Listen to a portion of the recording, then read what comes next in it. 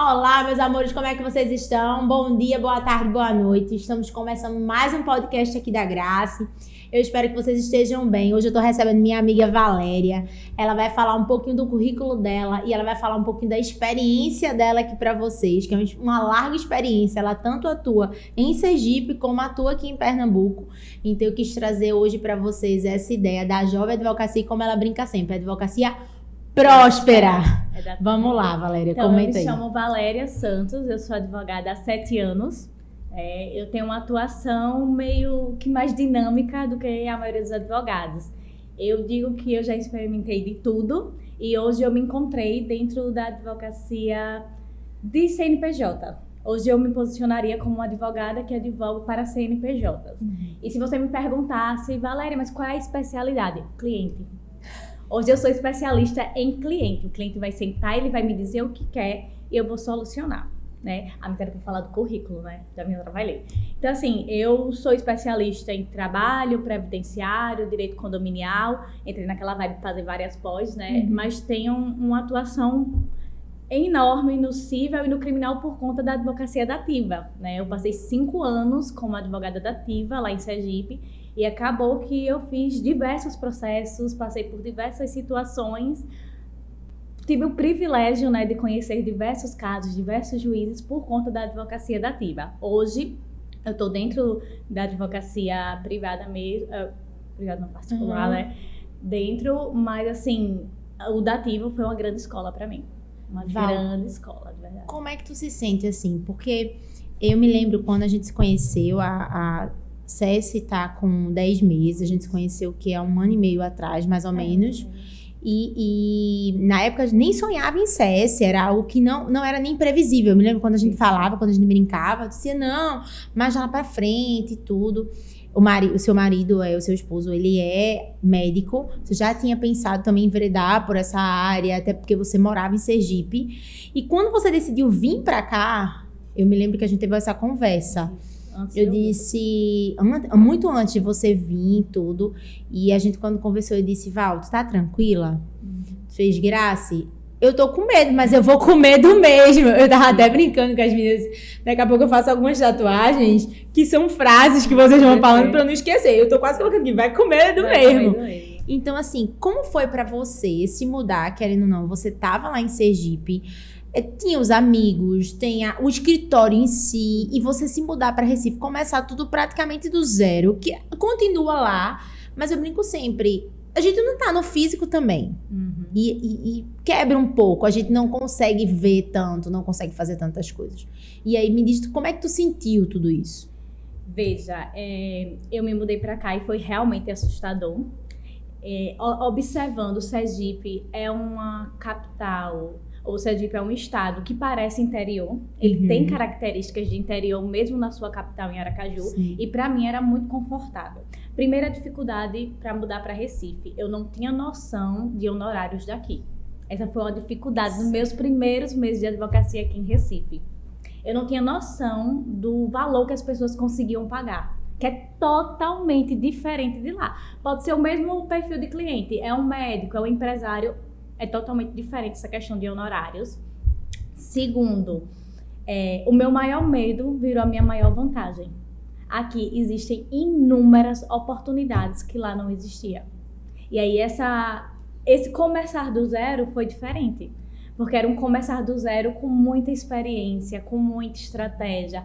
Já tendo passado por várias dificuldades, então assim, foi um começar do zero estratégico. Sim.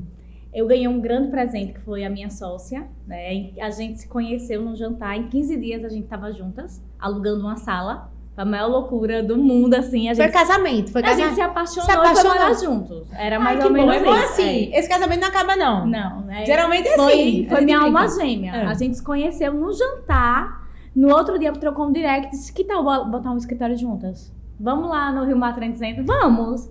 A gente encontrou uma sala que era 20 mil reais. A gente ficou concorrendo com o Itaú e eu fiquei super chateada por não terem me escolhido. Só como é que aluga pro Itaú e não aluga pra mim? Isso é bem Valéria, gente. E eu confiante. Certa. Não alugar pra gente. Certeza absoluta. Não, mas não foi, né? Mas assim, foi assustador. Mas ao mesmo tempo as coisas fluíram muito rápido pra mim por conta dessa bagagem que eu já tinha. Sim. E aí, ao invés de continuar com medo, eu fui achando soluções.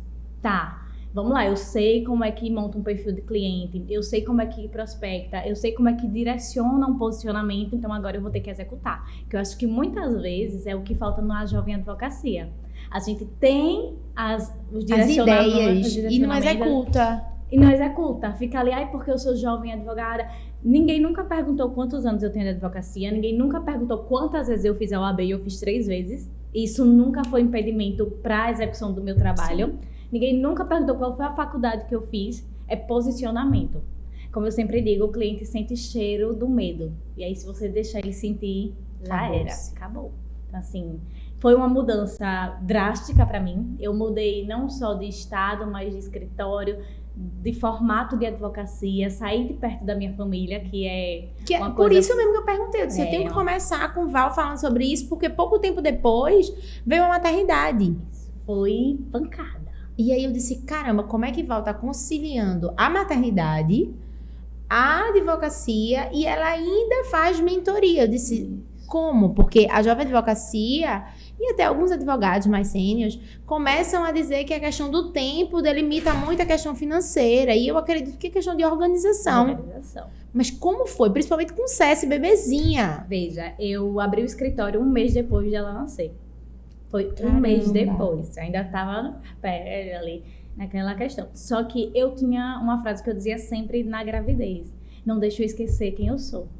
Eu sou uma mulher que gosta de trabalhar, uma mulher que gosta de movimentar as coisas. Eu me encontro dentro do trabalho. Então, eu determinei pra mim que não existiria culpa em trabalhar. Que é uma coisa que as mães carregam. Muito! Um dia desse, a minha babá falou uma coisa que eu fiquei reflexiva. Ela falou pra mim, é porque a senhora não está aqui à tarde. Então, você não sabe como é que ela... Porque ela tava chorando. Ela tá chorando. Sim. Todo dia é assim. Porque você não está aqui. E aí, eu chamei ela e disse, eu não estou aqui porque eu estou trabalhando. Eu não estou aqui para prover o melhor para minha filha, para pagar o seu salário, para ajudar o meu esposo. Eu não estou aqui por causa disso. E você não pode falar num tom que traga culpa para mim. Porque a gente já carrega diversas culpas. E também, com o CS, eu falo para ela o tempo todo. Pode ser que as pessoas achem que ela não entende, mas eu vou sair para trabalhar. Ó, a mamãe tá saindo para trabalhar, para ajudar fulano, cicrano, beltrano. É essencial que eu saia. Eu não quero que ela ache que eu vou sair para ganhar dinheiro. Sim. Eu vou sair para pagar conta. Eu não quero, isso é uma coisa que eu não quero. Mas eu quero desde sempre dizer a ela que trabalhar é importante. E a mulher precisa disso. E às vezes eu digo a Gustavo, que é o meu esposo, quando eu tô no trabalho parece que eu tô de folga.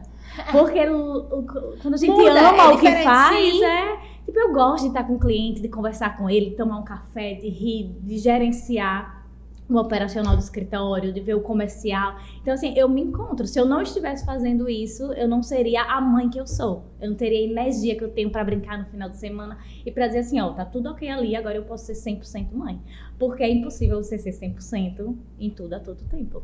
É a roda, né? A roda da vida. Eu falo sobre isso porque às vezes a gente também tá adoecendo, porque a gente quer os resultados. Você que fez mentoria, vários momentos você falava que o pessoal durante a mentoria falava que não sabia prospectar, se sentia extremamente culpado, parecia que estava num buraco negro, não executava, que era uma coisa que eu me lembro que você reclamava. Eu preciso que eles executem, eu preciso que eles entendam, problematizam demais, é uma coisa que eu sempre falo. Eu disse, quando eu pensei em criar o podcast, eu disse assim, isso tem que ser para jovem advocacia.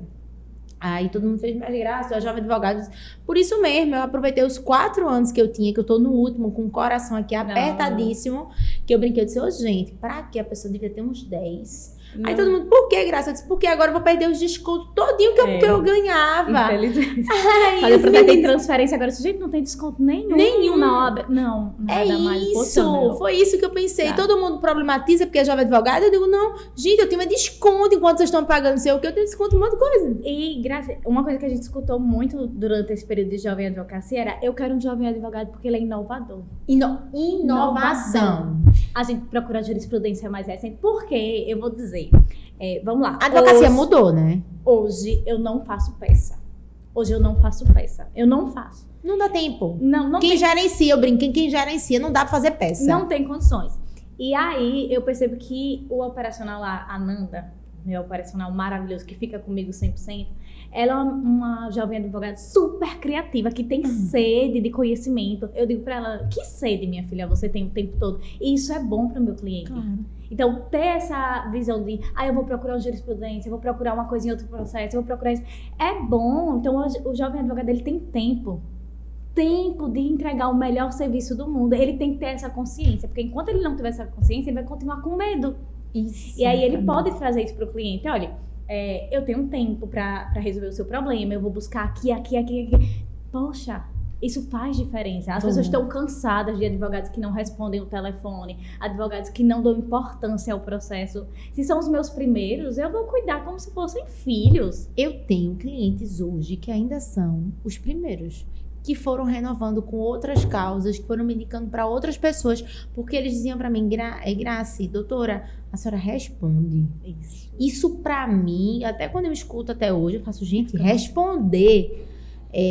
eu acho que é o mínimo, sabe? Mas é isso que eu tô dizendo. É a mudança que a gente tá tendo na advocacia.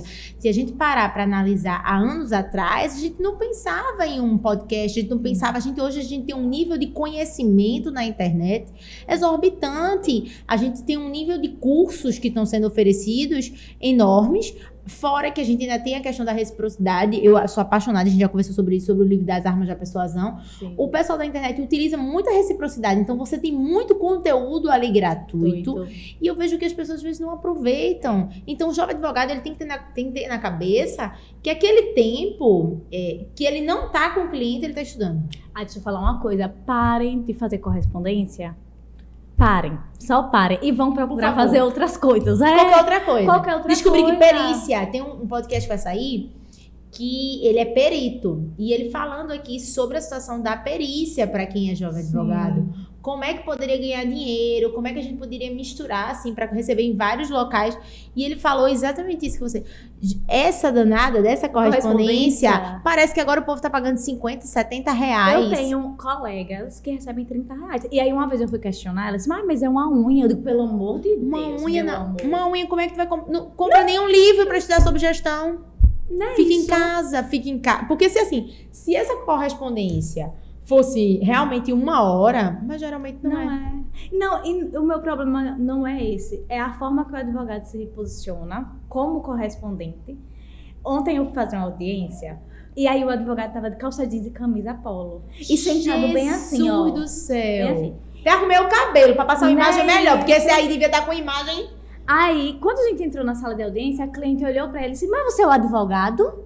E ele ficou constrangido. Sim. Mas eu entendi, na cabeça das pessoas, o advogado tem um perfil. Sim. E infelizmente, felizmente, eu amo me maquiar, amo botar uns negocinhos, então eu gosto. Eu acho que tem que ter, né? A imagem conta muito. Porque a gente tem 2 linguagens, a verbal e a não verbal. Não tem como a gente dissociar as duas. E direito, desde que o direito é direito, a gente sempre teve a imagem do advogado, aquela imagem de uma pessoa mais formal. Isso. A gente tem isso, então você encontrar, claro que tem formas de advogar. Por exemplo, se você é um advogado para empresa, como é o seu caso, olha, eu trabalho só para empresa, startup, não é para você andar com menos escarpão, tudo bem, porque ele gosta de uma coisa mais assim. Eu sou um advogado que não usa terno. Pronto, tudo bem, isso já é ótimo. Eu não uso Mas terno. assim, quando você vê um advogado totalmente desleixado, que tá sentado na cadeira, e senta na cadeira assim. Parece que tá na quinta série, né? Tá na quinta série.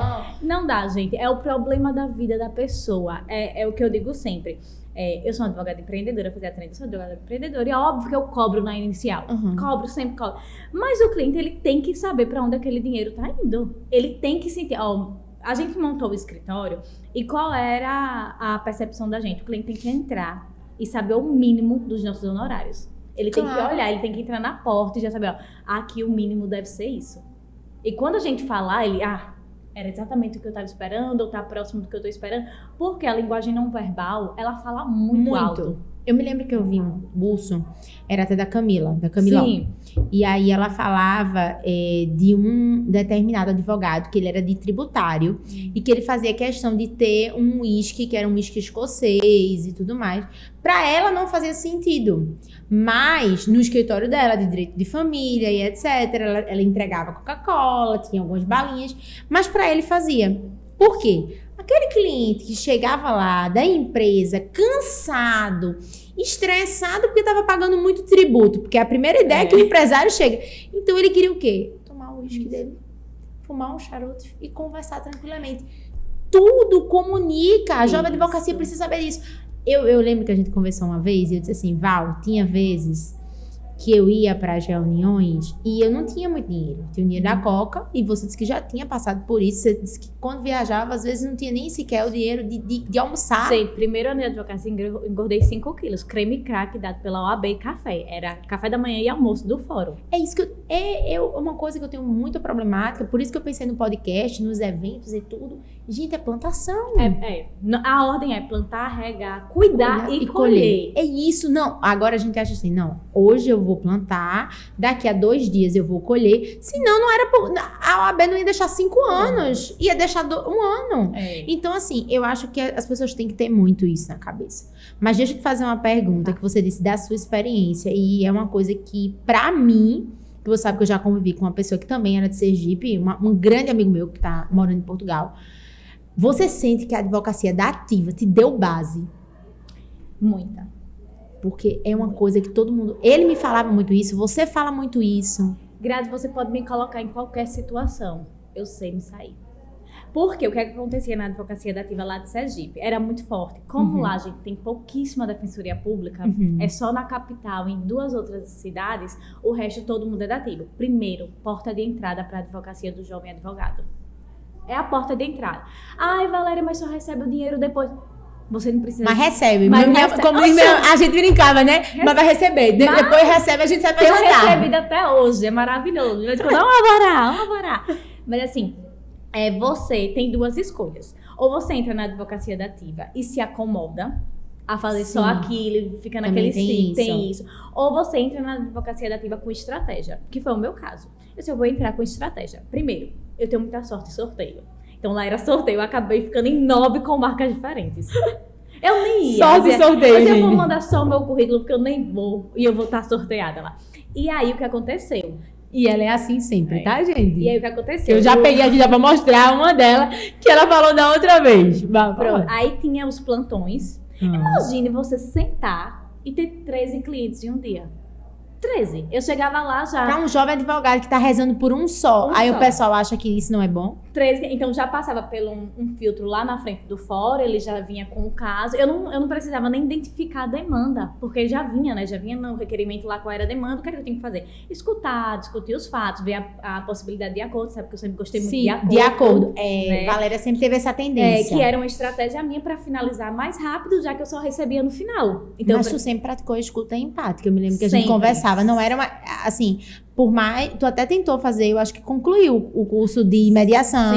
Mas era voltado para escuta empática. Eu me lembro que não era algo assim, só pelo dinheiro, que é uma coisa que eu sempre digo. Eu digo, gente, antes eu falava muito. Eu sou mediadora e advogada. Hoje, como eu fiz os cursos de negociação, eu comecei a ver que a negociação acaba sendo um pouco mais rápido e mais celere para o cliente. Mas, de qualquer forma, eu entendi que a escuta é o principal. É o principal. Aí eu chegava ali, o meu propósito é por quê? Eu acho que um processo traz muita cicatriz. Muita. Pode ser o melhor processo do mundo. As pessoas vão se ferir em algum momento. Vão falar... eu tenho muito medo, às vezes, do cliente pegar a peça do outro advogado. Porque a gente lê de uma forma que diz, mas falou isso daqui de mim, disse que eu não estou agindo com a verdade. Sangue. Eu brinquei o sangue. Eu tento não colocar o sangue ali. Aí vamos tentar definir, resolver. Então, eu tinha a oportunidade de pegar esses 13 clientes, que era em cada plantão era a média, que eles botavam para o advogado também não viajar, já estava iniciando, né? E aí eu pegava esses clientes e aí eu vou testar as minhas habilidades de negociação. Eu não preciso fechar contrato, mas eu tenho a oportunidade de melhorar o meu relacionamento ali com o cliente. Então, o que era que eu fazia? Eu atendia todo mundo, por mais que fosse dentro do fórum, na sala da OAB, eu preparava uma garrafinha de café, eu deixava os biscoitinhos organizados, eu deixava já o material pronto para tirar aquela ideia de que a pessoa estava ali recebendo uma ajuda do Estado, aquele negócio, eu tô aqui porque eu preciso... Não. Você vai ser bem tratado. Eu vestia a melhor roupa, eu podia repetir, eu repetia as roupas pra caramba. A pessoa dizia, meu Deus. Mas assim, eu vestia a melhor roupa. 4 horas da manhã tava eu lá, passando delineador, escovando o cabelo. Não me importava. Eu entregava o melhor que eu tinha. E aí, dentro desse plantão, você também tem que fazer as audiências. Se qualquer cliente, qualquer pessoa que estivesse lá não tivesse advogado, você tem que ir. Sim. Então, acabava que o juiz lhe chamava, você tinha 15 minutos para ler o processo, 10 minutos para conversar com a parte e ir para a audiência. E eu lembro que meu primeiro processo de ativo, minha primeira audiência foi um homicídio. Foi a minha primeira audiência. Meu Deus, seu Jonatas, lembra até hoje. Você já morreu. Mas assim, lembra até hoje. E todo mundo na sala, que eram advogados mais velhos, e é doida? Vai pegar e vai fazer o quê? Vai não sei o quê. E aí eu disse, não, eu vou. Com a cara e com a coragem. Eu sou advogada, gente. Eu vou fazer isso daqui e acabou. E sentei lá com ele, ouvi e entendi que por mais que não fosse justificável o que ele fez, tinha uma explicação. Sim. E ele merecia explicar para as pessoas o que tinha acontecido. Pelo menos isso. É o que eu falo no direito penal. Ainda que eu não concordo. Porque você quer que ele seja inocentado. Não. Gente, ele precisa, pelo menos, ter um advogado naquele momento. Para dizer o que ele queria dizer. Só, recomendo, né, que o senhor fale a verdade. Recomendo que fale a verdade. Mas diga, porque o senhor vai se sentir mais leve e tal. E aí acabei fazendo. Então, assim, era uma experiência muito ampla, eram vidas, eram histórias. Eu lembro que teve uma cliente minha que foi presa, passou 8 meses no presídio, foi estuprada lá, uma coisa, e ela era inocente. Ela era praticante de religião de matriz africana e deixou várias velas de 7 dias ligadas perto de uma cortina, foi tomar banho e as 2 crianças da companheira dela estavam dentro da casa e incendiou a casa toda. Incendiou a casa toda e aí... Ela já tinha um dano psicológico seríssimo. E aí acabou sendo presa. As crianças, graças a Deus, saíram vivas, né? Todo mundo bem. Eu lembro que na audiência, eu peguei o processo e odiei ela. Eu lembro como se fosse eu disse, meu Deus, que mulher horrível! Aí depois eu respirei fundo e disse, não, eu sou advogada. Eu não sou julgadora, eu não sou uma pessoa para julgar. Eu sou advogada, eu vou entrar lá e vou conhecer ela. E aí eu pedi o juiz para ir para a sala dele, né? Eu disse, o senhor deixou eu ir para sua sala conversar com ela? Eu sentei e disse, fulana, me conte aí o que aconteceu. E aí ela me contou, ela disse, doutora, é isso. Tudo bem. Aí eu lembro de uma cena muito forte pra mim, que a gente entrou na sala e eu pedi pra tirar as algemas. E o promotor me perguntou várias vezes se eu queria aquilo mesmo. Eu disse, não, eu quero, tire, pode tirar. Ela não representa risco pra mim nem pra vocês. Gente, tem 2 caras com armas ali na porta. Aí tirou. Aí eu lembro que a audiência todinha ela segurava na minha perna e o promotor perguntava se eu estava bem. Você tá bem? Não, eu tô bem. Eu tô tranquila. E aí eu lembro que quando ela voltou, a gente não conseguiu liberar ela na audiência. E quando ela voltou pro presídio, eu não tive paz. Foi aí que eu defini que eu não queria criminal. Eu não tive paz. Eu passei o tempo todo pesquisando como essas coisas aconteciam, pra quem pratica esse tipo de religião, como era comum ter incêndio. 8 meses depois, eu consegui tirar ela de lá. E pra mim foi muito forte aquilo. Até hoje eu sou amiga da filha dela, ela liga pra mim no Natal, a gente liga, troca presentes, porque não foi só um processo. Ela me transformou. Não é só um número, né? É o que eu sempre me emociono. Às vezes as pessoas perdem graça porque você que faz mentoria, já fazia mentoria dos advogados prósperos. E por que, Graça, tudo isso? Por que não desistir dos eventos? Por que continuar batalhando por certas coisas? Porque... Gente, a gente não é só um número, a gente nasce com um propósito da vida. Isso. E eu vejo que o advogado ativo, ele tem esse propósito. O advogado em si, que já empreende, já é tão difícil. A gente vê, na época a gente conversava, hoje eu não faço mais família, mas lembra quando a gente se conheceu que eu falava os casos de família e você falava, Graça, como é que tu ainda faz desse jeito? Tu atende esse horário? Eu digo, atendo, porque eu fico com pena. E assim... a função social do advogado, que é muito grande, não é só financeira. A gente é muito importante para a sociedade. Acho que nem a gente sabe. Então, é uma coisa que a gente tem que falar todos os dias. Nossa, o nosso trabalho é tão importante. A gente fala por quem não tem voz. Exato. Isso é poderoso, poderoso de verdade. E às vezes, Graça, eu falo o seguinte, não é a gente que é protagonista daquela história. Nesse caso, eu estava ali só para ver... A história era dela. A gente tem um processo contra o Estado. Que imagina você passar 8 meses presa injustamente. Né? E ela fala muito pra mim, isso não é sobre dinheiro. É sobre me pedirem desculpa. É sobre me tratarem porque como às vezes ser humano. Não é o dinheiro. Às vezes eu faço algumas questões ainda do início de juizado. E é muito engraçado, porque muita gente faz... Não é dando moral. É o que ele fez comigo. Doutora, como assim R$1.000? Veja, eu tô desde 2000. Lá no início, há 3, 4 anos. Mas é só R$1.000. E aí tem recurso nominado, tudo. Então, assim, para aquela pessoa é muito mais... É isso. Não é um processo. Não é. Não. E para o advogado não pode ser normal que seja só um processo. Não pode ser um número, né? Não pode. Eu moro ali, sabe? E todos os lugares da minha casa dá para ver o mar. E aí eu digo ao meu esposo, eu não vou me acostumar com isso. Todos os dias eu vou me assustar quando eu chegar na janela. Todos os dias. Que coisa mais linda. Porque eu não quero me acostumar. Porque quando a gente se acostuma, o advogado se acostuma, é só um problema. É fulano. Você passa a ser medíocre. Não, eu me lembro que quando a gente conversava, você sempre falava isso. Até quando o Gustavo reclamava de alguma coisa, você fazia... Não pode reclamar. Não é momento de reclamar, é momento de agradecer. Eu tenho... Val, diga. Obrigada. 30 minutos não dá, não. Tem que ser 30 minutos. Como é que é isso? É isso que eu tô dizendo. Esse podcast tem que ser assim. Eu tenho que botar 1 por dia ou 2 por semana pra poder agilizar. Porque daqui pro final do ano esses meninos vão ter aulas e aulas. Eu quero ver se quando chegar no final do ano, eu tô pensando em fazer um evento aqui em Recife e reunir todo mundo do Brasil todo. Aí eu quero ver se a gente junta todo mundo que fez os podcasts, faz várias salas, eu quero ver. Não lembra que eu fiquei de 9 da manhã até 10 da noite? Gente, calma, que vamos só falar assim. Xingadas de meu esposo. E ela grávida. De 8 meses. Então, assim, ela grávida de 8 meses no congresso, sem problema algum. Saltão. E eu disse, tu não vai tirar o salto? Ela, claro que não, eu tô bem, Grace. Então, assim, é sempre tirar da pior situação a melhor. Então, como eu disse a você, eu quero que você vá lá no escritório pra você ver o que a gente construiu. É justamente isso. Tainá e eu, a gente nunca sentou na mesa pra ela já tá convidada pra poder vir. Próxima semana, quando tiver, já vai. A gente nunca sentou na mesa pra falar com o cliente. A gente tem um sofá, a gente tem um divã, a gente tem a cerveja, a gente tem um uísque. É o lugar, quando você me pergunta, Val, qual é a sua especialidade? É o cliente, Grace. Eu entendi que é o cliente. É o cliente. Ponto, eu brinco hoje, que é engraçado, que antes eu dizia que é mediadora advogada e tal. Olha, gente, eu sou advogada, mas assim, eu faço negociação, mas eu sou advogada. Aí quando o pessoal pergunta por quê, eu digo, porque o que eu não fizer, os parceiros fazem. Exatamente. E fazem com excelência e não deixam o dinheiro na mesa. Isso tem que ser... Não é sobre o dinheiro, mas a gente é empreendedora. Exatamente. Tá? E tem que ser outro podcast pra gente falar sobre isso. Parceria. Eu brinquei várias vezes, eu disse que eu tenho que fazer antes do meu aniversário uma tatuagem falando que o acordado não sai caro.